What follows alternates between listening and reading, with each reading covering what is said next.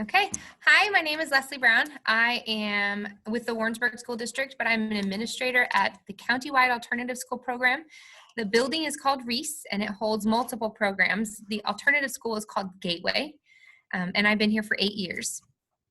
Fantastic, fantastic. Now, as we've talked and kind of gotten to know each other as far as what we do in our schools, one of the things that you mentioned is a strong passion for working with at-risk students, but you call them at Hope Youth. Where did this name come up with and your passion for working with these students? Well, those two things came separately, but the term at Hope is very specific. I was at a conference. One of my, I've been teaching for 21 years or in education for 21. This was like year 3. Someone used the term at Hope, and it caught my attention because I kind of feel like we foreshadow what we want our kids to do and to be. My students have typically not always had the most successful runs. I mean, felonies, misdemeanors, those are things we talk about a lot. And though that can be part of our reality, it doesn't have to be. And I feel like when we say at risk, we're leaning more toward their risk to do those things. And I want to lean toward hope. You're at hope to do whatever you want to do, despite what's happened to you. So I just embody at hope because I think we need all the hope we can get. Mm-hmm. In terms of how I got into this, oh, sorry, go ahead. No, please go and finish. In terms of how I got into this, I have a degree in behavior disorders and emotional disturbances, back when that was the title. Keep in mind, my degree came in 99. 99 was my first school year teaching. And so then I got into it because I wanted to teach students with Down syndrome. And it was, hey, you should take these 2 extra classes and get certified for BDED. And I didn't even know what it was, but I said, sure, I'll do that. And one of my professors, very sassy and fun, said I should work at a psychiatric hospital. Try it out. I did because I followed directions and fell in love. And I have never done anything different. I've always been with the students, behaviorally challenged. They're my favorites. So I have made a career out of it, and I have never looked back. And what draws you to working with these students? Is it the challenge? Is it the opportunity to make an impact? What really draws you to working with challenging students? Well, what keeps me wanting to work with them, it's real. It's raw. You can't fake it. You can't be pretty for it. You can't be mean for it. There's no one thing you get to be, but there's this human connection that is raw and real and powerful, and there's a soul in everybody. And when you see that these younger people who haven't necessarily been given the same deck of cards everyone else is, and you see these survivor spirits in them, I can't imagine wanting to do anything different. I want to help them. They help me. And the connections you get are just so powerful and strong. And you can't yell them into succeeding. You can't cry with them to succeed. You just have to be there, part of the journey. They didn't ask you to fix them. They just want you to sit with them, learn with them. And I find that powerful and very rewarding. And what are the rewarding aspects that you get from it, where you have a student who may have had some trouble, with behavior, with the law, and you're able to make an impact? What sort of rewarding feeling does that give you? Well, without getting too emotional, I guess we're all put on this earth to do something. Mm-hmm. And I've got best friends in education that get invited to these huge, their kids get published. They're in art festivals. They're doctors and lawyers. And not that my kids can't be that, because they can. They haven't chosen that yet, but that doesn't mean I won't get a doctor out of this whole thing. Whatever they want to be, they get to be. I think for me, the reward comes when they bring their children back to me, because it's just another opportunity that I know what I did was real and it was valuable and it meant something. And it wasn't just about education, although also about education. Because to me, education is about just living your best life.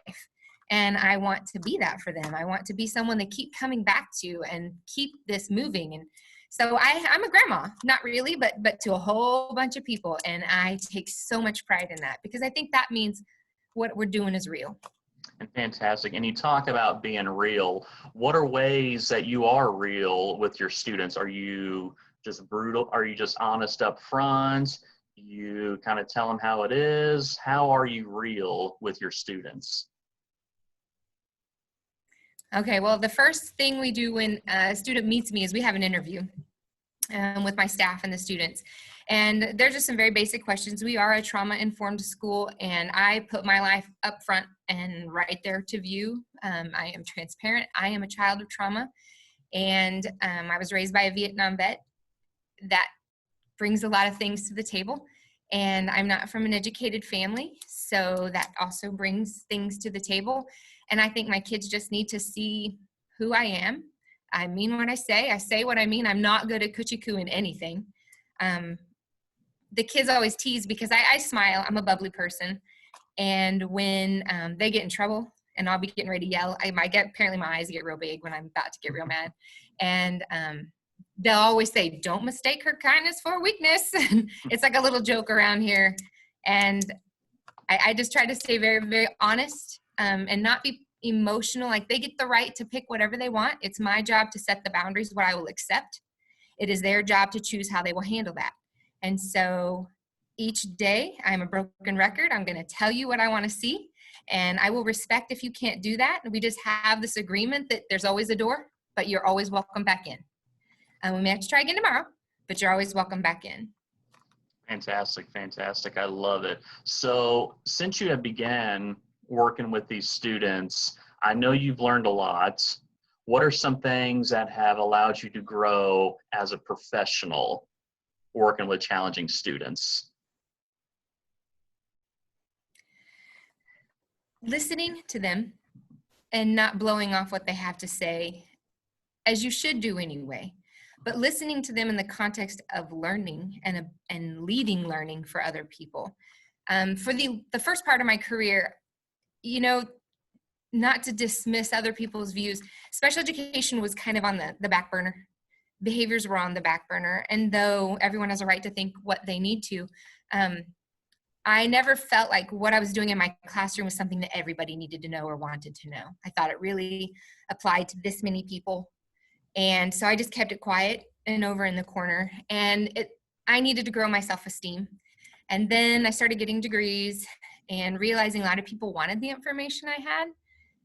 Then it just, all of a sudden, 3 years ago, things started to shift when compassion fatigue became a thing that people recognized in education. And they really turned to the alt-ed world to try to decipher some of that and organize that for them, because this is our real world all the time. It's just now becoming more mainstreamed. And that's when everything started to more shift and evolve for me, at least when I noticed it, because people were seeking me out to ask a lot of this information. And you talk about But it all started with the kids. They're the smart ones. Yeah, absolutely. And you talked about compassion fatigue, which is something that we're really seeing a lot in our schools. Have you ever had some compassion fatigue? And if so, what have you done to kind of hit the reset button and get back on track? Well, after, like I said, year 21, I've had the cycle, I lit that candle bright, I burned it out, I relit the candle, burned it out, I relit the candle. It seems like, I don't remember what year it was, but there was a point where a lot of my kids were going to jail. And I couldn't take it. I was just breaking on the inside because it made me feel like a failure.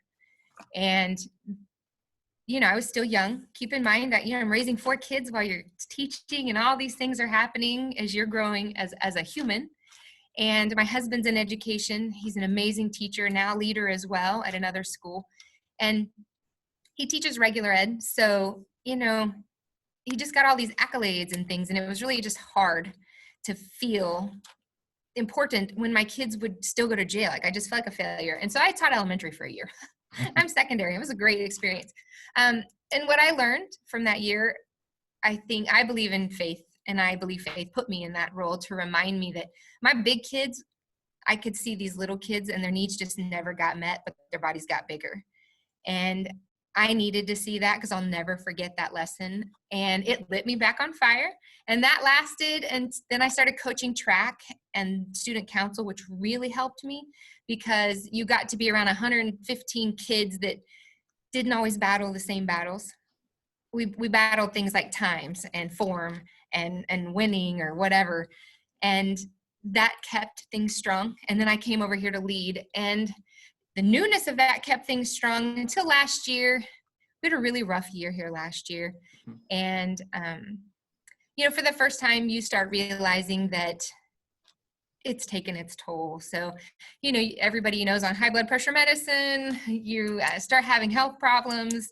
And our alt-ed world is huge in that respect because we really lean on each other. There's a lot of private conversations. We go to a lot of the same conferences and get fed in a different way.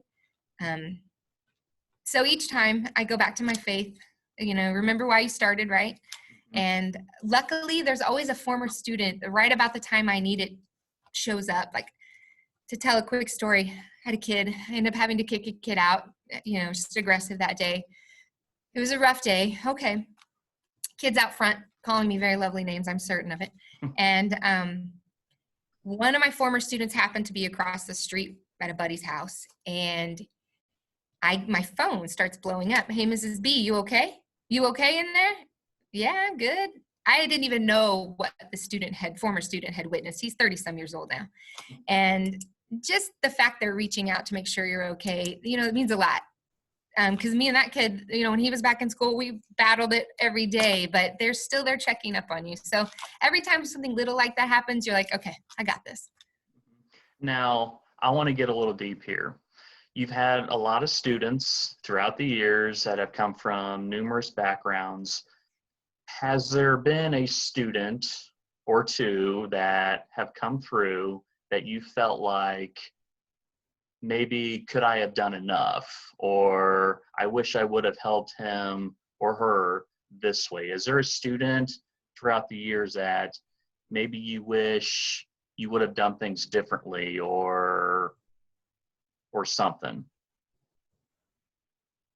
Yeah, there's so many things, you want to go back. Now that you know better, you do better, but you can't fix what you didn't know. I have no regrets in that I've always, I'm a go-getter. I mean, I'm going to give you everything I have. I don't hold back. And my students know that and my families know that, but my knowledge has increased. How I reach them has gotten so much more efficient. And I so wish I would have, allowed myself to advocate differently, because again, if you go back in time to when I was a teacher, you weren't supposed to tell a kid you loved them. That was considered inappropriate and crossing professional boundaries. I took a lot of slack for that. I had a student send me roses one time because he'd been graduated for 4 or 5 years, and he just wanted to thank you for how hard I'd worked with him. And I remember the secretary at the desk that particular day rolled her eyes and thought it was inappropriate. And I was embarrassed about the flowers. In fact, I didn't know what to do with them because I thought, oh my gosh, somebody's going to think I've done something wrong. And I was so, you want to go back to all those moments and do them differently, because I would have made a bigger deal about what my student did for me instead of being so quiet about it. And I would have thanked him differently. And just little things like that, you always think that maybe you could do better, could try harder. There's some kids that I didn't, they've just continued lives of trauma. Their children are in lives of trauma, and I didn't stop the cycle. And I wish I would have or could have or done something better or different. I think, you have to, it's not my fault, but I want to be part of the solution. So I don't want to ever be numb to that. I want to keep fighting. I get a chance. I've been in the same place for so long. I'm getting kids of kids. So I get a chance to try to make it right now on some of the ones I missed the first time, which has been very rewarding. Fantastic. Now, on the other end, that student that may have been extremely challenging, it maybe have caused some early gray hairs, you're asking yourself, how can I help this student? But you had that impact on them where, wow, we really did some great work with that student. Do you have any students that come to mind that you can say, yes, we did a fantastic job with them? Okay, so you'll laugh, but I'm going to say I think that of a lot of my kids. Mm-hmm. My definition of a great life might be different than a lot of people. I want them to live a life they choose, not as chosen for them. I want them to choose who they marry or don't marry. I want them to choose to not be in jail or to be in jail. Make the choice, be responsible for it. So when I see my kids out there owning their choices, smiling with a solid family that they repeatedly nourish and dedicate themselves to, work jobs and be part of our community, give back to the community, I just feel that is success. I don't care what job it is they have. That is success. And I want that for every one of my kids, but I want to know I put that in place as best I could. I've got this one student right now. He's kind of hard. Okay, he's a lot hard, but he wanted to be a firefighter. And we got him involved with the fire department here in town, and they were so good to bring him in. And he sees himself in the fire gear and all the hoses and all the gadgets they have, and he's so proud of himself. To me, that's everything I could ever dream of for a kid, and I call that success. Yeah, absolutely. All right. Now that you have the opportunity to lead, okay, not only are you responsible for students, you also have a staff as well. So when you have a team, okay, what are you looking for in teammates? Okay, good question. I'm looking for passion. This cannot be a job. It has to be something you're called to do in our little world because we're small. So I'm the principal and the assistant principal and the nurse and the counselor and the social worker and whatever else is going to have to need that day. And my teachers have to be a lot of things. My paras are rock stars, but the people here, they want to be here. And that makes all the difference in the world. So the first thing I need is loyalty and passion. I can teach most everything else. I just can't teach you to like these hard kids. You have to come with that already. And I'm so fortunate that we just have a rock star staff. They love these kids. And I don't have to beg them to do it. They do it on their own. I just kind of have to teach them how to do it sometimes, but that part I can do. And so my teachers we went to a trauma skilled workshop, and they were so proud that they felt when they walked away that they already knew what they needed before they went. And I thought that was a compliment. I thought, then we're really teaching, we're doing what we said we were here to do.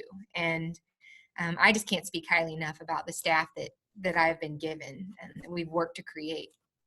Fantastic. So if a teacher comes up to you, okay, and this is something that they are passionate about, working with challenging students, okay, what sorts of bits of advice are you going to give them? Okay. Well, first, I would have them research. How do you connect with those kids? Because typically I have boys, I have different diversities, and you need to be able to speak the language. And I don't mean the languages in the actual English, Spanish. You need to speak the language of their family. And once you can do that, trust is earned, and you can do almost the other things you have planned. But that's step one, because you just don't get to walk in and assume anything with trust with these families. You earn that. They're broken, many of them, and you don't get to walk in just because you think they know your heart and your intention. A lot of people have said a lot of things to them that have been a lie. And so, building that trust is huge. Once you have that, just be yourself. Go with your gut instinct. When you see them moving and it's working, do more of that. Always hold them accountable, but do it with grace and love. Isn't that what you would want? I just think there's so much just being a good human to these people that's far more important. Curriculum, yes, you need to know. Yes, you need to know how to teach comm arts and reading and math, but they are never going to care to learn it if they don't have a relationship with you. So first and foremost, just connect with these kids. They're so awesome. Why wouldn't you want to? Absolutely. Listen, I can hear the passion in your voice that you have for these students and alternative education. Where do you see it going in the next 5 to 10 years as far as the emphasis in it? Do you see it getting bigger? Do you see more facilities being built? Where do you see alternative education going, and how are you going to continue to advocate for it? Yeah, I love that you asked that because that's what I wanted this to go to. I see alternative schools are getting bigger and bigger because the mental health world and crisis is getting bigger and bigger. And our kids don't get their needs met in a larger group of people. And that's no failure to those other people. I'm in charge of 30 kids. I can pour myself into 30 kids and I get to know what they like, what they don't like, what triggers them, what has happened to them, what their dreams are. And I can individualize a plan to create a life plan for them that I get to build together. I couldn't do that with 1,000 kids. So I do think there's going to be a lot more alternative schools, and I think they're going to remain, the successful ones are going to remain small and very focused on these groups of kids. But I think you're going to see that number starting to rise. I think a lot more districts are going to do co-ops and things to create space for these individuals because they're very disruptive in a regular classroom when their needs aren't met. I don't see all those disruptions here. And so I think that number will just continue to climb. I hope that people will drop the fear of the word alternative school, like it's some leftover place or the place where the bad kids go. I get so tired of hearing that. Yeah, I've got some kids that have been in trouble, but that doesn't mean anything. Right now, I have so many kids with just major anxiety.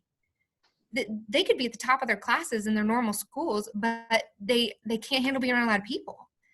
And so I think that number you're just going to see climb. And I hope teachers jump into this world recognizing how much you get back from it. But I know that we have to get through some stigmas because it's been this age-old thing of, oh, it's the alternative school. And, what does that diploma look like? And once we get that stigma done and people can see our quality of content is amazing.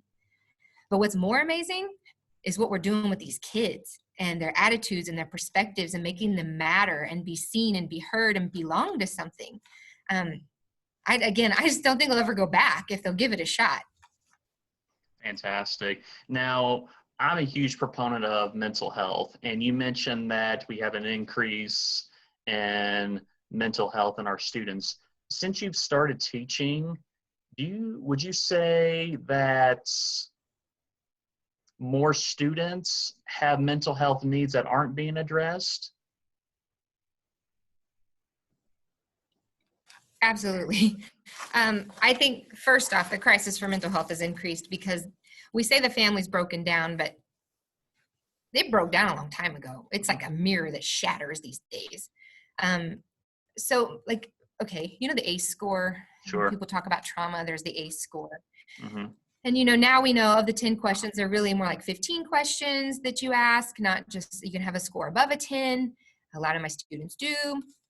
And when you start looking at that fact, that new dilemma that you have, my students don't even know they're of trauma. When you're second generation, third generation trauma, that's just life. And so I think what we're seeing is just this entire population that has kind of, my era, you hid it. Like my dad, the Vietnam vet and the things, you hid that. That was in a closet, kept it quiet. And then you went through the era of, well, you couldn't keep that quiet, but those are those kids. And then you see things like anxiety just crippling some of the most, what we think are, flourishing children in our schools. And I think the question now keeps coming up, why and how and what can we do? And I would have never seen that coming. And the suicide rates are climbing. And I think that mental health, we're in a crisis. Our adults are in a crisis. I mean, teacher suicide rate is going up now. Mm-hmm. So yeah, I definitely think that it is something that so many kids don't get their needs met because of stigmas. Some don't get their needs met because mental health does not translate to every language. It sounds very different in the Spanish world. My students that are Spanish speaking, if they come from El Salvador, it sounds one way. If they come from Guatemala, it sounds another way. If, they come from Texas and speak Spanish, it comes another way. And then because it doesn't translate exactly correctly, the meaning gets lost. And so a lot of people are just not getting mental health needs met because we have some language barriers. There's so many reasons, but at the end of the day, yes, too many people go with unmet psychological needs that just cause a huge cycle of problems for them they can't seem to get out of.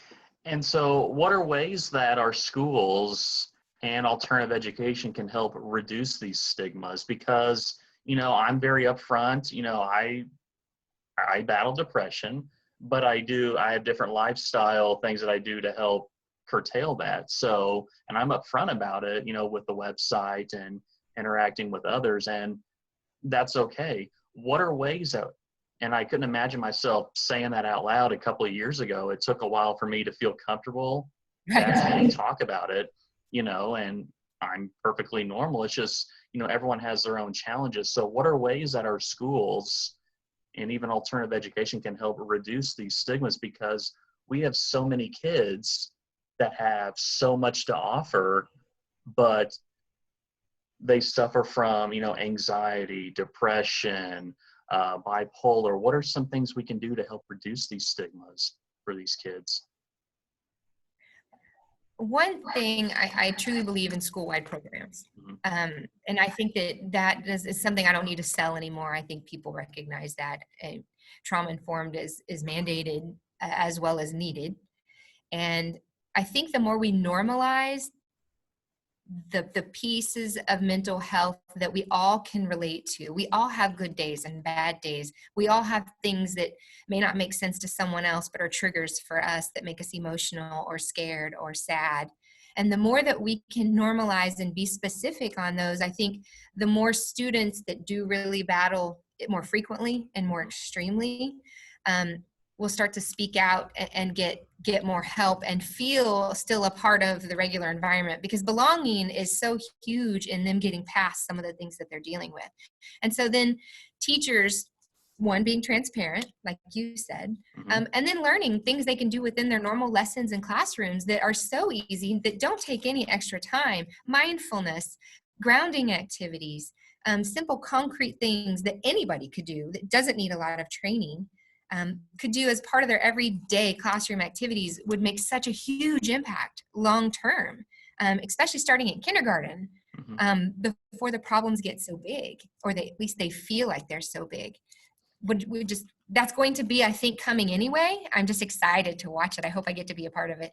Fantastic. Hey, and I know once we eventually get back to school, I'll have to take some pictures, because we do some grounding activities in my classroom. We have a little gratitude session, usually twice a week, where we'll sit in a circle. We'll tell a couple things we're grateful for, or we'll take 10 easy breaths the last 5 minutes of class. So it's very doable. The kids enjoy, just it kind of calms things down. Okay, and it really builds that community in the classroom. So I am all for it. I'm a huge proponent of it, and I really just like sharing that with other educators. So I'm glad we're on the same page there. So with our schools, what can we do in our communities to help address our mental health and our students who have trauma? Is there anything our schools can do to reach out into our communities to help that? Absolutely. I think one of our big barriers is, again, we go back to that comment when I said, just because you say that you mean well, if it doesn't feel like you mean well, my families are not trusting, and life has taught them not to be. That's real. So for them, they need to just see in every way that you mean what you say, and you say what you mean. No more, no less. And for example, it's funny how like you all of a sudden get this aha moment, and then you go back and you're like, why did I not think of that earlier? So our students I have a lot of homeless students, and they're hungry. They're hungry all the time, and they watch people throw food away. Well, it's very disrespectful to them to watch food be thrown away when they know they're going to be hungry later on. And no matter what you say out loud, if they're watching you see that being thrown away, you're okay with it in their mind. So we talked to the school and the nurses and the health department and our kitchen staff, and our district has been so good to me and our school. But we pack up that food. That food sits in our fridge. I take it home. Then the kids, what about after school? Do you care after school? Because school only this part of the day. So then we started doing survival lockers out front of our school. We have 2, because we need to mean what we say. I don't want you to be hungry. I want you taken care of. And if I can do that, then the families believe me when I say I want to help. Because sometimes helping means you have to say something they don't want to hear. I don't have the right to say that if I'm not going to put the time up front. to actually try to be a part of the solution. So I think lots of things our schools can do. And we have mental health nights here where we play games together as a family. We give back. We go and put scarves on trees. We build buddy bags that are like for homeless people or people in need. And we drop them off at places we know that these people live. And my students help me do all of that. And so there are so many avenues. I'm just scratching the surface, but we could do so much. But it's going to take us being exactly what we said we are. If you care, show it. And if you show it consistently, they're going to believe it. And when they start to believe it, you can move mountains. Oh yeah, absolutely. I love it. I love it. So with us being with distance learning, what are some of the things you and your team have done to check the needs of your students? Because I'm sure right now their social emotional needs are the most important thing over their academics. So what are some of the things you and your team are doing? Well, we have not figured it all out yet. I'm not going to pretend. We are struggling because my students jump houses, they couch hop, I got somebody living under a trailer, pregnancies are coming up all of a sudden, whether you're supposed to text a kid or not text a kid. Oh, we're texting kids at this point. I will find them any way I can. I'm finding ex-boyfriends to get me numbers, to get, I say get them work because that's my avenue to them, and food. I get them food, but it's really just another okay. So we have Facebook on our Facebooks. We have a school Facebook page the kids love to check because I like to see their pictures on it all the time. So I try to overpost their little faces all the time. And so I've been sending them like any kind of mental health color page, Play-Doh. We do like challenges where they have to do picture proof and send me pictures. We do Zoom meetings. We are trying to reach them every way we can. The other day I went and wrote on every single child's sidewalk in front of their house, apartment, friend's place, wherever I think they're staying, and left them a note with their name, you matter, and a big heart with my name. And, they all reached out. So far we've had contact with every single kid, but it's not as good as coming to school and learning. So we're struggling. Yeah. I feel like they need so much more. Yeah. Fantastic. All right. So we're going to look into the future.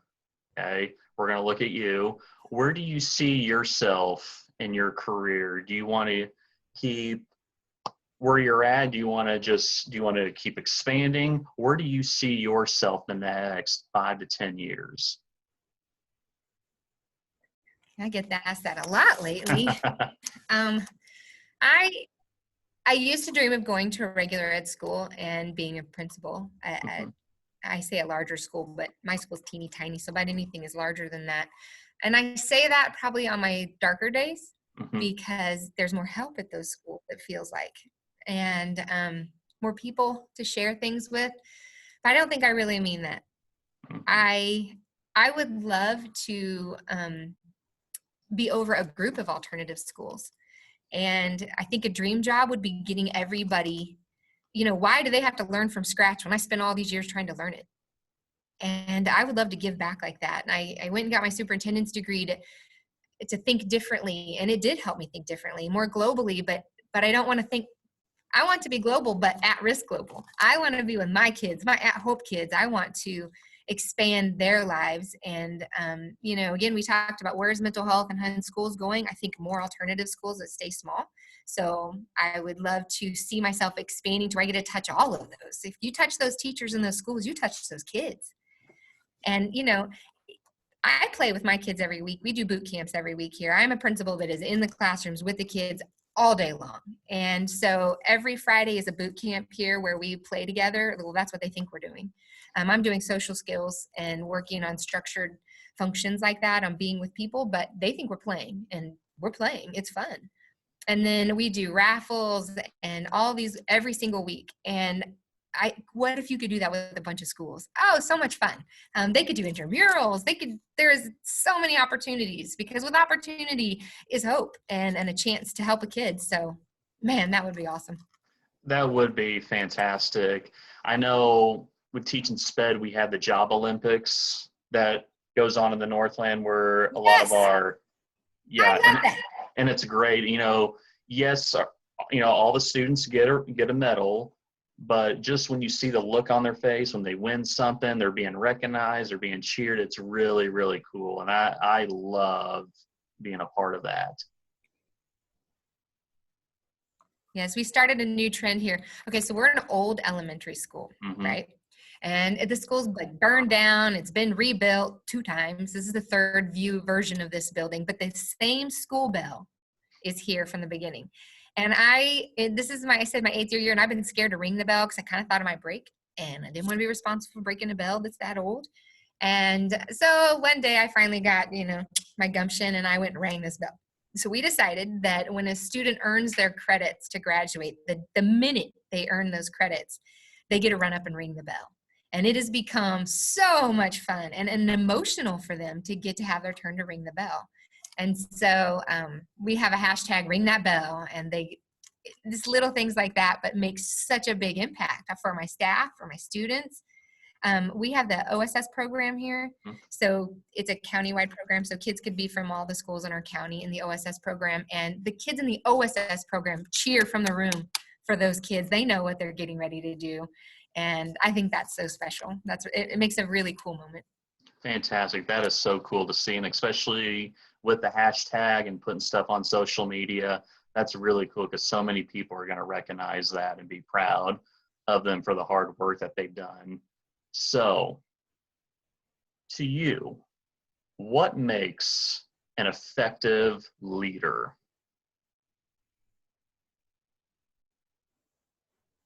Okay, I'm pretty simple. I view leadership more like a tribe.